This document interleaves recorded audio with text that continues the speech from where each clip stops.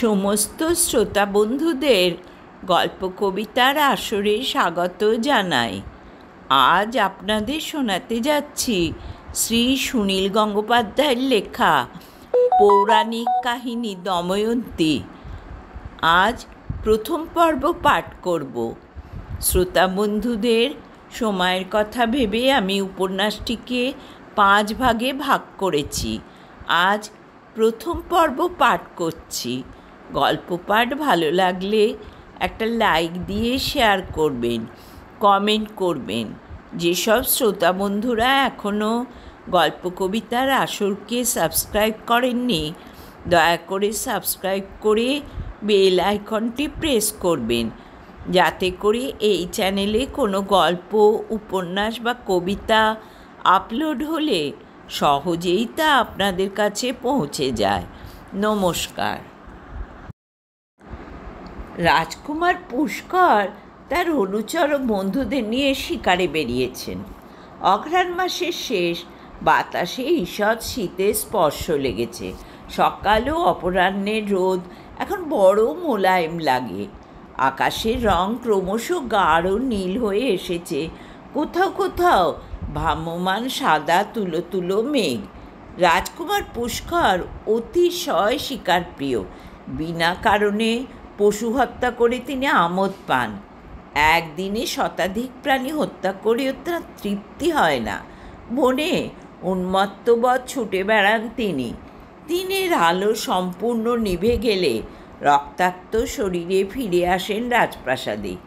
শিকার করা ছাড়া সারা দিনে রাজকুমার পুষ্করের আর কোনো কাজ নেই। তার বয়স 24, সুন্দর স্বাস্থ্যবান শরীর, মন চঞ্চল।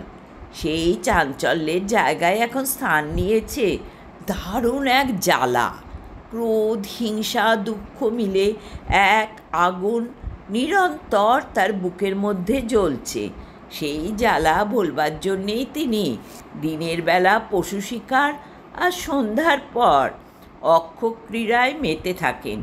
2 বছর আগে পুষ্করের পিতৃবিয়োগ হয়েছে। তিনি আশা করেছিলেন যে রাজা বিশ্বের মৃত্যুকালে তার রাজ্য 2 ভাগে ভাগ করে দিয়ে যাবেন, কিন্তু তা তিনি করেননি। ভাগাভাগি করলে রাজশক্তি দুর্বল হয়ে যায়, এই যুক্তিতে তিনি সম্পূর্ণ রাজ্যটি দিয়ে গেছেন পুষ্করের বৈমাত্রেয় ভাইকে। 2 ভাই প্রায় সমান বয়সী। পুষ্কর সামান্য একটু ছোট। শুধু সেই অপরাধেই তিনি রাজা হবার অধিকার থেকে বঞ্চিত হলেন। লোকে তাকে রাজকুমার বলে বটে, কিন্তু বর্তমানে তিনি একজন বৃত্তিভোগী কৃপাপাত্র মাত্র। রাজ্য শাসনের কোনো ক্ষমতাই তাকে দেয়া হয়নি। শীতের শুরুতে মানস সরোবর থেকে হংসের দল উড়ে আসে এখানে। বিশাল ডানাযুক্ত সুন্দর শ্বেত হংসের এক একটি ঝাঁক আকাশের বুকে মালার মতো দোলে। হরিণ, শূকর শিকারে অরুচি ধরে যাওয়ায় যুবরাজ পুষ্কর এখন হংস শিকারে মেতেছেন। ধনুর্বাণ হাতে নিয়ে তিনি ধ্বংস করতে লাগলেন হংসকুল। খুব বড় একটি হংস তীরের ঘায়ে আহত হয়ে শূন্য থেকে ঘুরতে ঘুরতে পড়তে লাগলো নিচে। রাজকুমার পুষ্কর সেই হংসটিকে অনুসরণ করতে করতে ছুটতে লাগলেন। হংসটি এসে পড়ল রাজবাড়ির উদ্যানে। রাজকুমার পুষ্কর সেখানে সে পৌঁছবার আগেই তার দাদা রাজা নল হংসটিকে ধরে ফেললেন।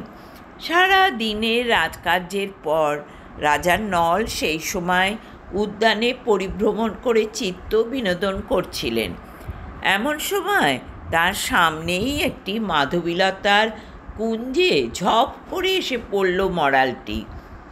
রাজা নল হংসটির রূপে মুগ্ধ হয়ে তার শরীর থেকে তীরটি তুলে ফেললেন। ক্ষত খুব বেশি নয়। সেবা যত্ন করলেন হংসটি বেঁচে যেতে পারে। এই সময় রাজকুমার পুষ্কর ছুটতে ছুটতে উপস্থিত হলেন সেখানে। জ্যেষ্ঠ ভাতার সঙ্গে ভালো করে কথা বলতেও চান না পুষ্কর। তিনি মুখ গোঁজ করে দাঁড়িয়ে হাত বাড়িয়ে বললেন, ওই হংসটি আমার। রাজা নল বললেন, ভাই, আমি সংবাদ পেয়েছি যে ইতিমধ্যেই তুমি সহস্রাধিক হংস বধ করেছ। তাতেও কি তোমার আশ মেটেনি? এই মরালটি আমি নিলাম। রাজকুমার পুষ্কর বললেন, আপনার যদি হংসের প্রয়োজন থাকে আপনি নিজে ধনুর্বাণ নিয়ে শিকার করুন, কিংবা লোকজনকে আদেশ করুন, তারা জাল ফেলে আপনার জন্য কয়েকটি প্রয়োজন ধরে দেবে। আপনি আমারটি নিচ্ছেন কেন? এটার ওপর আমার ন্যায্য অধিকার। নল বললেন, আমি আর কোনো হংস চাই না, আমি এটাকে বাঁচিয়ে তুলতে চাই।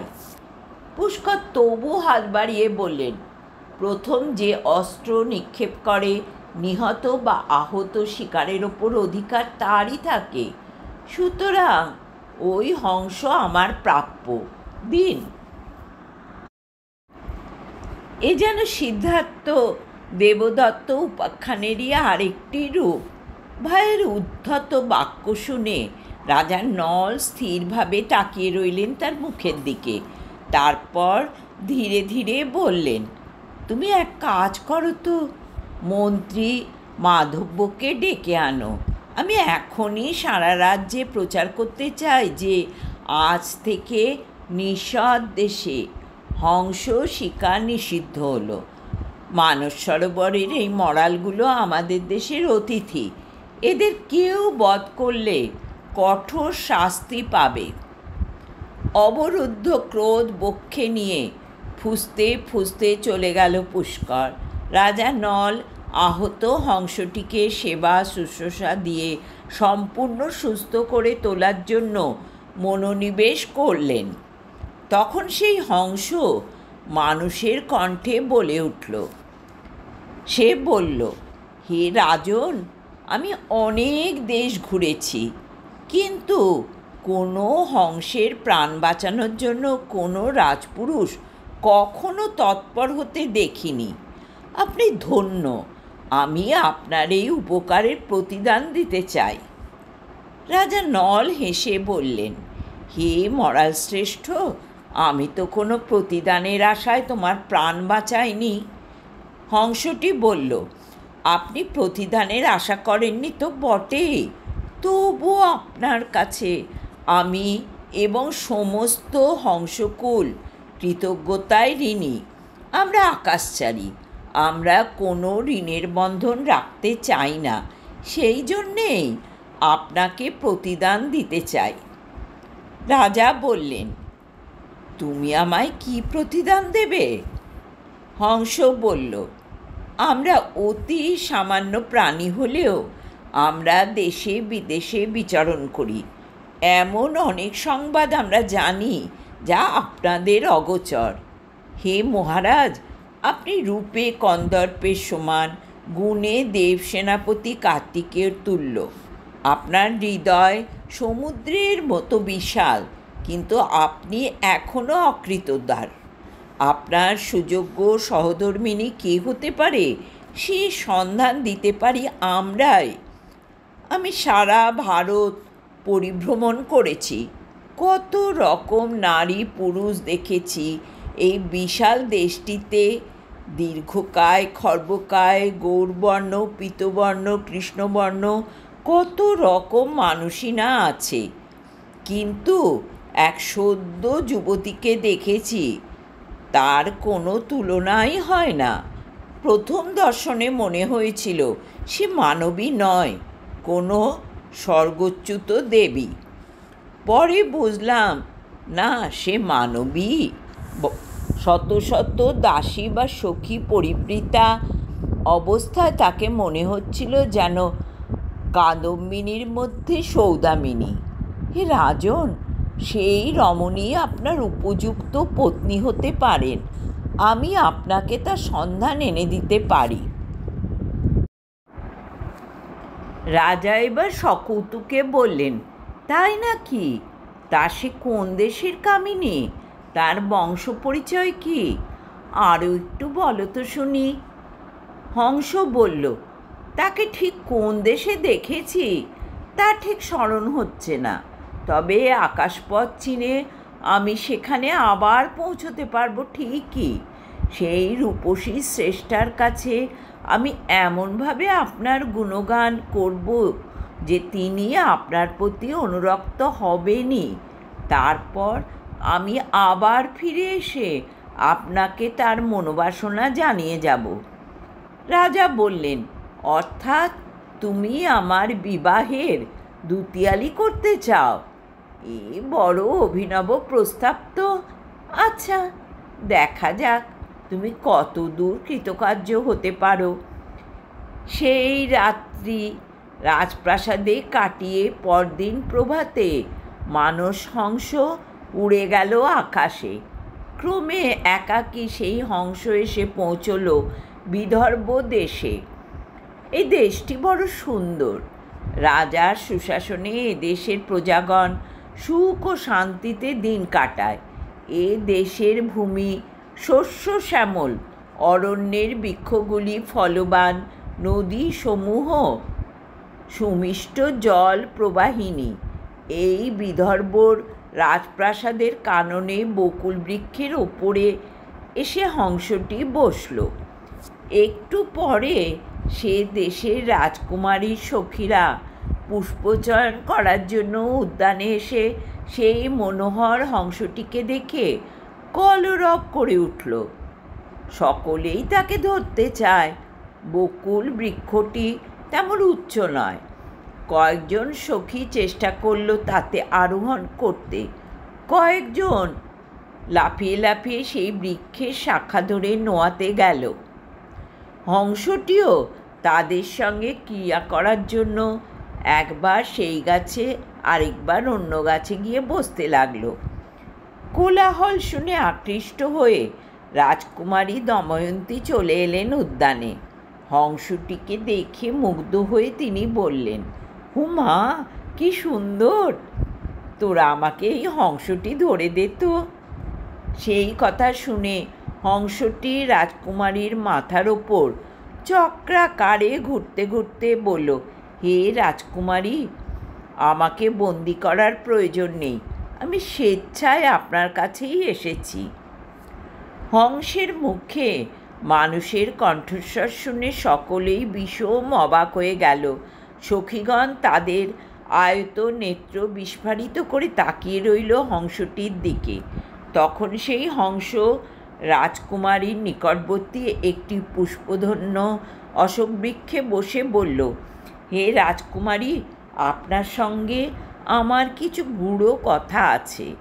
আপনার সখীদের একটু অন্তরালে যেতে বলুন। সখীরা সে কথা শুনে সকলেই আপত্তি করে উঠল। কেউ কেউ ভয় পেল। তারা ভাবল, এই নিশ্চয়ই হংসের ছদ্মবেশে কোনো অপদেবতা। এর কাছে রাজকুমারীকে একা রেখে যাওয়া তো নিরাপদই নয়, বরং এখনই প্রতিহারীদের ডাকা উচিত। কিন্তু রাজকুমারী দময়ন্তী সহজে ভয় পান না। তিনি সখীদের বললেন, না, তোরা যা, এই হংস কি বলতে চায় আমি শুনব।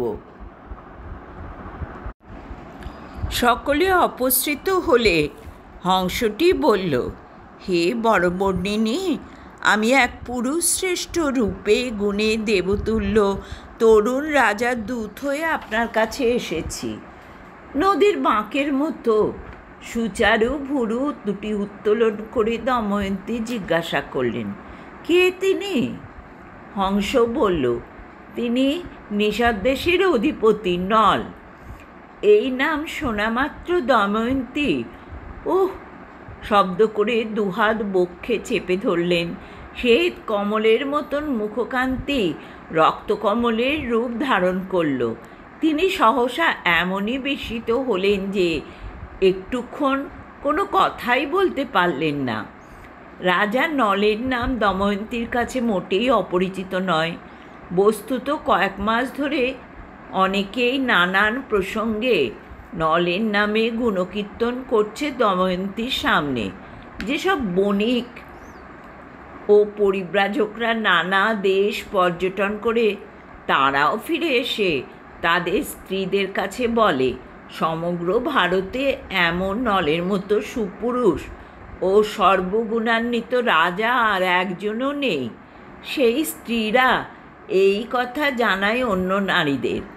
এইভাবে দময়ন্তীর সখীরাও জেনে যায়। নিঃসন্দেশ বহু দূরে। রাজার নলকে দময়ন্তী কখনো চোখে না দেখলেও মনে মনে এক মূর্তি গড়ে প্রিয়তমের আসনে বসিয়েছেন। প্রায় নির্জনে তিনি নলে সেই মূর্তি ধ্যান করেন এবং নিঃশব্দে কথা বলেন। এখন হঠাৎ এক হংসের মুখে তিনি শুনলেন সেই নলের কথা। দময়ন্তীকে নীরব দেখে হংসটি তার আগমনের কারণটি দ্বিতীয়বার ব্যক্ত করল। তখন দময়ন্তী বললেন, বলো বলো হে মরাল বর, সেই রাজার কথা বলো। তুমি তাকে দেখেছ? তিনি কি আমার কথা জানেন? হংস বলল, হে মানময়ী, খেচরদের মধ্যে আমরাই সবচেয়ে দূর দূর স্থানে গমন করি। আমরা দেব, গন্ধর্ব, মনুষ্য, রাক্ষস, কপি প্রভৃতি সকল দেশেই দেখেছি, কিন্তু নলের তুল্য পুরুষ আর একজনও আমি দেখিনি। দময়ন্তী বললেন, তুমি বললে কথা, তুমি নিশ্চয়ই মিথ্যা বলবে না, কারণ মনুষ্য জাতি শুধু মিথ্যা বলে। হংস বলল, যেমন এ কথা আপনাকে বললাম, তেমন ঠিক এই প্রকার কথাই রাজা নলকে বলেছি। অর্থাৎ এত দেশ ঘুরেও আমি আপনার মতন রূপবতী দেখিনি। এখন আপনাদের দুজনের মিলন হলেই নিয়তি দেবী ধন্য হবেন। দময়ন্তী বললেন, কিন্তু কেমন করে তা হবে? তিনি থাকেন কোথায় আর আমি কোথায়? তিনি কেমন করেই বা আমার কথা জানবেন? হংস বলল, আপনার কথা আমার কাছ থেকে শুনে তিনি আপনার সম্পর্কে বিশেষ আগ্রহান্বিত হয়েছেন। তার চক্ষু উজ্জ্বল হয়ে উঠেছিল। তিনি জিজ্ঞেস করেছিলেন কোন দেশে থাকে এই কন্যা। এখন আপনি কোনো বার্তা পাঠাতে চাইলে তা আমি রাজা নলের কর্ণগোচর করে আসতে পারি। দময়ন্তী এগিয়ে গিয়ে হংসটির দুগ্ধধবল ডানায় তার নবনীত সদৃশ্য কোমল হাত রেখে বললেন, মরাল শ্রেষ্ঠ, তোমায় আমি কি উপহার দেব বলো তো? তোমার মাথায় কনক মুকুট পরিয়ে দিলে তুমি সুখী হবে। হংস বলল, হে রাজকুমারী, এই যে আপনি আমাকে স্পর্শ করলেন, এতেই কৃতার্থ হয়েছি। আমার আর কিছুই চাই না। এরপর অনেকক্ষণ ধরে রাজকুমারী দময়ন্তী তার মনের কথা বললেন হংসটিকে। বিদর্ভ দেশের রাজার নাম ভীম। দমন নামে মহাতেজা এক ঋষির বরে তিনি 3টি পুত্র ও এক কন্যা লাভ করেছিলেন। দময়ন্তী তার একমাত্র কন্যা বলেই বিশেষ আদরিণী। দময়ন্তী যৌবনে উপনীত হয়েছেন। এখন কন্যার বিবাহের জন্য রাজা ভীম বিশেষ চিন্তিত। দময়ন্তীর উপযুক্ত পাত্র পাওয়া সহজ কথা নয়। শেষ পর্যন্ত তিনি তার মহিষী ও পাত্র মিত্রদের সঙ্গে পরামর্শ করে স্বয়ম্বর সভা আহ্বান করাই ঠিক করলেন। দময়ন্তীর রূপলাবণ্যের খ্যাতি ইতিমধ্যে বহু দূরে বিস্তৃত হয়েছে। তার স্বয়ম্বরের কথা শুনে বিভিন্ন দেশের রাজাদের মধ্যে সাজ সাজ রব পড়ে গেল। গুজরাট থেকে কম্বোজ, কান্দাহার থেকে জম্বুদ্বীপ পর্যন্ত রাজারা বেরিয়ে পড়লেন বিদর্ভ দেশের উদ্দেশ্যে। যথাসময় এই স্বয়ম্বর সভার কথা রাজা নলের কানে এলো। ইতিমধ্যে সেই হংসটি ফিরে এসে নলকে শুনিয়ে গেছে সংকেত বার্তা। সুতরাং হৃষ্ট মনে রাজা নল চতুর্বাহিনী সাজিয়ে যাত্রা করার জন্য প্রস্তুত হলেন এবং মন্ত্রী মাধব্যকে ডেকে বললেন, মহামন্ত্রী, আমি কিছুদিনের জন্য বিদর্ভ দেশে যাচ্ছি। যতদিন না ফিরে আসি ততদিন রাজ্য শাসনের ভার আপনার ওপর রইল। মন্ত্রী ঈষৎ হেসে বললেন, হে মহারাজ, বিদর্ভ দেশে ভীমসুতা দময়ন্তীর স্বয়ম্বর উপলক্ষে যাচ্ছেন আশা করি। এদিকে আজ সকালেই রাজকুমার পুষ্কর আমাকে জানালেন যে তিনিও বিদর্ভ দেশে ওই একই উদ্দেশ্যেই যেতে চান। এখন একই স্বয়ম্বর সভায় দুই ভাইয়ের যাওয়া কি শোভন দেখায়?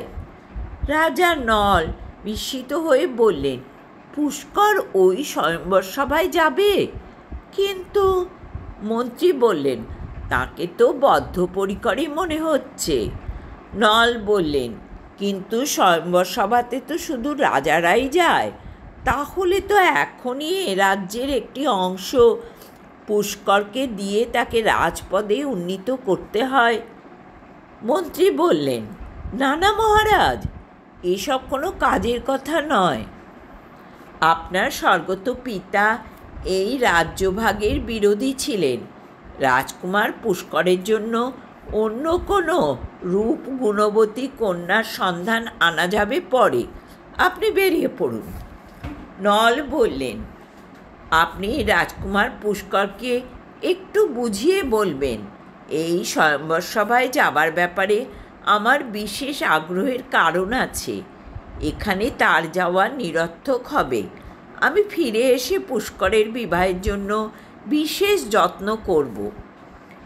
এরপর তুমুল বাদ্য নিনাদের মধ্যে অশ্ব, গজ, রথ ও পদাতিকদের সঙ্গে নিয়ে যাত্রা করলেন রাজা নল। ঠিক সেই সময় স্বর্গে কয়েকজন দেবতা বসে বিশ্রামভালাপ করছিলেন। সদ্য পৃথিবী পরিক্রমা করে এসে দেবর্ষি নারদও সেখানে উপস্থিত।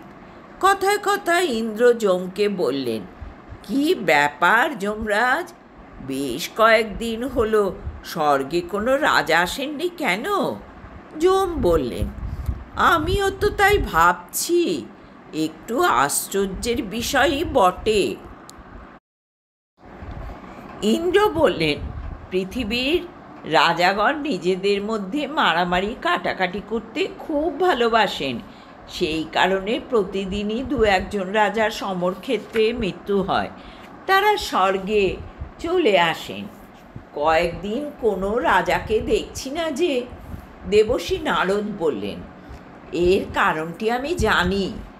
অন্য দেবতারা বললেন, বলুন তো শুনি শুনি। নারদ বললেন, পৃথিবীর মানবীদের মধ্যে এখন রূপে গুণে শ্রেষ্ঠ হল বিদর্ভ রাজার কন্যা দময়ন্তী। আগামী শুক্লপক্ষে তার স্বয়ম্বর সভা। সেই দময়ন্তীকে বিবাহ করার জন্য সমস্ত দেশের রাজা বিদর্ভ দেশে সমবেত হয়েছেন।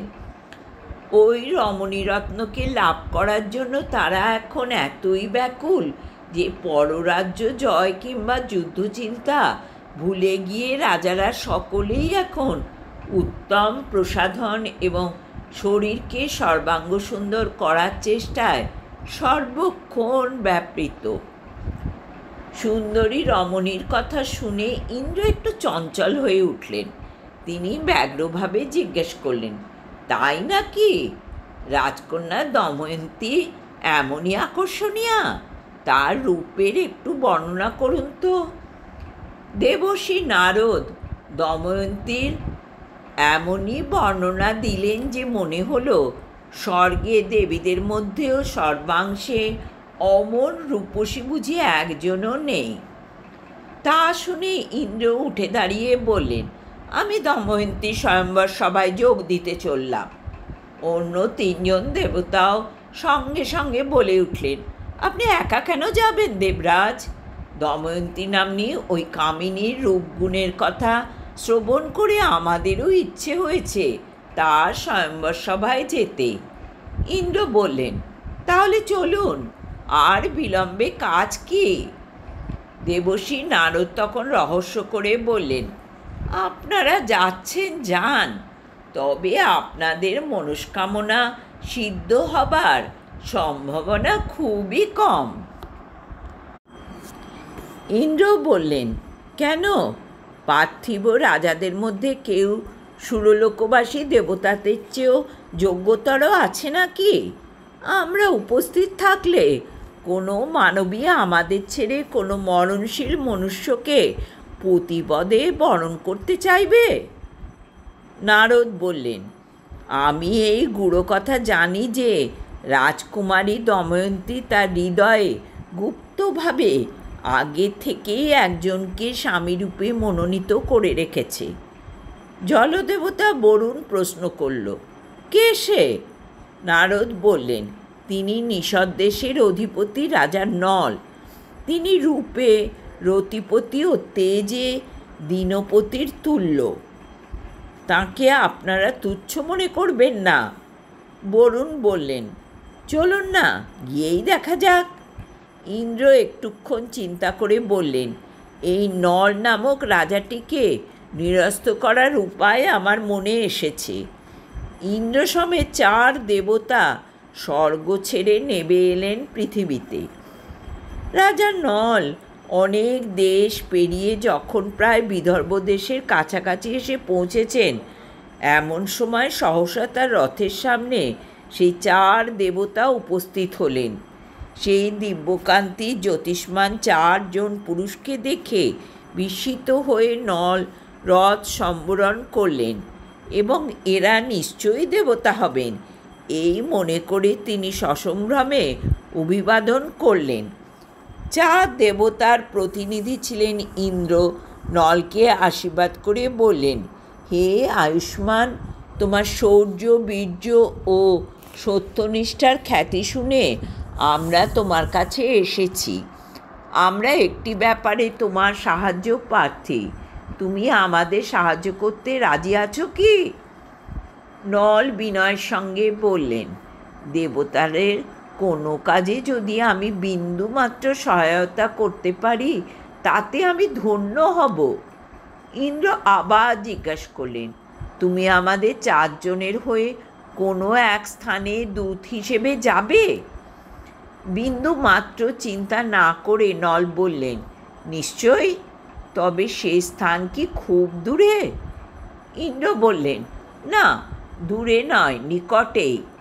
নল বললেন, আমি অবশ্যই আপনাদের হয়ে দৌত্যকার্য করব।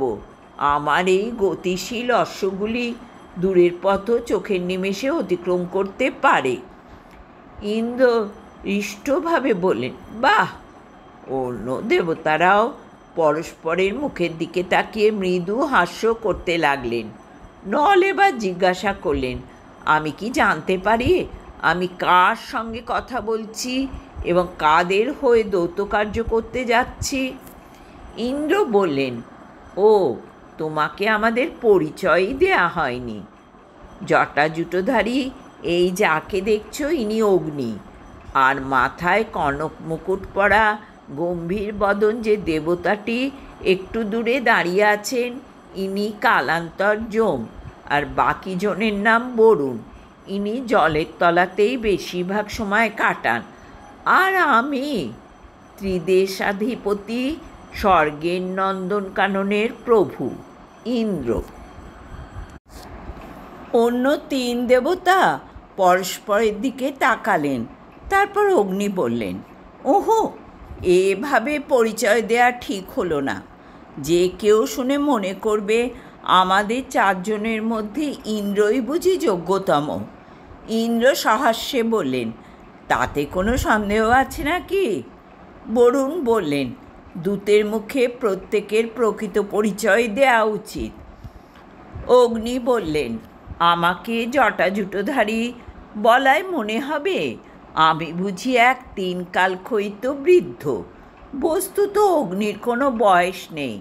স্বর্গ, মর্ত্য, পাতালে অগ্নির চেয়ে পবিত্র আর কিছুই নেই, এবং আমি যে কোনো সময় যে কোনো রূপ ধারণ করতে পারি। যম বললেন, আমাকে কালান্তক বলে বর্ণনা করায় মনে হবে আমি বুঝি খুবই ভয়াবহ। প্রকৃতপক্ষে আমি ধর্মরাজ। ধর্মের যাবতীয় পুণ্য দিয়ে গড়া আমার শরীর, এবং যারা ধর্মপথে থাকে তাদের জন্য আমি স্বর্গের দ্বার খুলে দিই।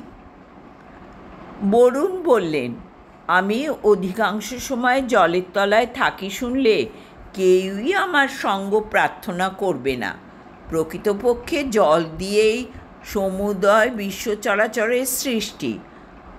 আবার আমি ইচ্ছে করলেই সব কিছু জল দ্বারা আচ্ছন্ন করে দিতে পারি। জল থেকেই সমস্ত রূপের উদ্ভব। দেবতাদের মুখে এমন আত্মশ্লাঘা শুনে রাজা নল উত্তরোত্তর বিস্মিত হচ্ছিলেন। তার রথের অশ্বগুলি অস্থিরভাবে পা ঠুকছে মাটিতে। তার নিজের মধ্যেও রয়েছে চাঞ্চল্য। তিনি জিজ্ঞেস করলেন, কার কাছে এবং কী ব্যাপারে আমাকে দৌত করতে যেতে হবে? অনুগ্রহ করে এবার তা বলবেন কি? ইন্দ্র বললেন, বিদর্ভ দেশের রাজা তাঁর কন্যা দময়ন্তীর জন্য স্বয়ম্বর সভার আহ্বান করেছেন। তুমি সেই স্বয়ম্বর সভা শুরু হবার আগেই রাজকন্যা দময়ন্তীর সঙ্গে সাক্ষাৎ করবে এবং তার কাছে আমাদের পরিচয় দিয়ে বলবে যে আমরা 4 দেবতা তার পানি প্রার্থী। সে যেন আমাদের মধ্যে যে কোনো একজনকে পতিত্বে বরণ করে। যেন একখণ্ড কালো মেঘে ঢাকা পড়ে গেল দিনমণি। রাজা নলের মুখে পড়ল আতঙ্ক ও বিষাদের ছায়া।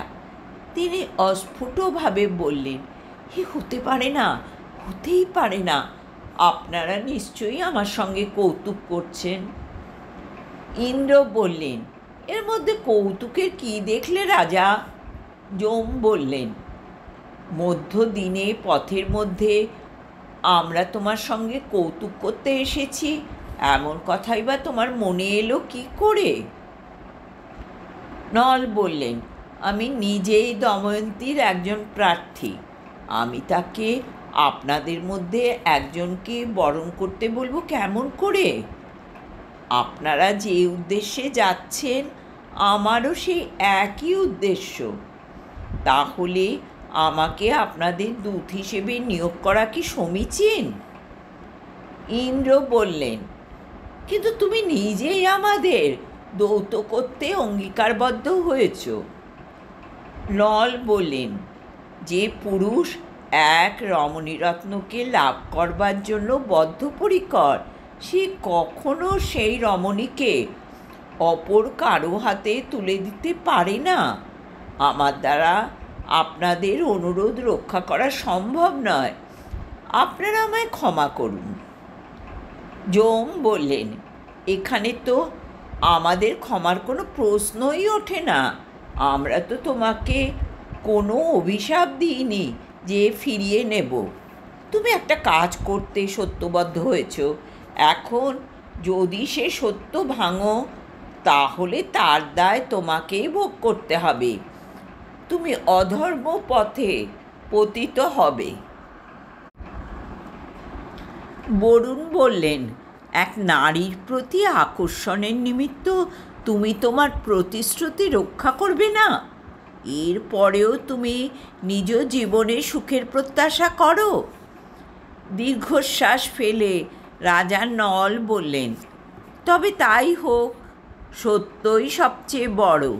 না জেনে আপনাদের কাছে অঙ্গীকার করেছি, তবুও আমি তা রক্ষা করব। দময়ন্তীর মাল্যপ্রার্থী রাজা হিসেবে নয়, আপনাদের দূত হয়েই আমি যাব ওই স্বয়ম্বর সভায়। কিন্তু রাজকন্যা তো থাকবেন অন্তঃপুরে। স্বয়ম্বর শুরু হবার আগে আমি তার সঙ্গে দেখা করব কি করে? ইন্দ্র বললেন, সেজন্য কোনো চিন্তা নেই। আমাদের প্রভাবে তুমি সকলের অগোচরে রাজ অন্তঃপুরে প্রবেশ করতে পারবে। কোনো দ্বারপাল বা প্রহরী তোমায় দেখতে পাবে না। যাও, আর বিলম্ব করো না। নিজের অনুচর ও পাত্রমিত্রদের পরে আসতে বলে রাজা নল একা রথ ছুটিয়ে এগিয়ে গেলেন সামনে। রাজপুরীর সিংহদ্বারের কাছে তিনি নামলেন। আশ্চর্য, সত্যি কেউ তাকে দেখতে পেল না। বিনা বাধায় তিনি প্রবেশ করতে লাগলেন ভেতরে। সোজা এসে উপস্থিত হলেন রাজকন্যা দময়ন্তীর নিজস্ব মহলে।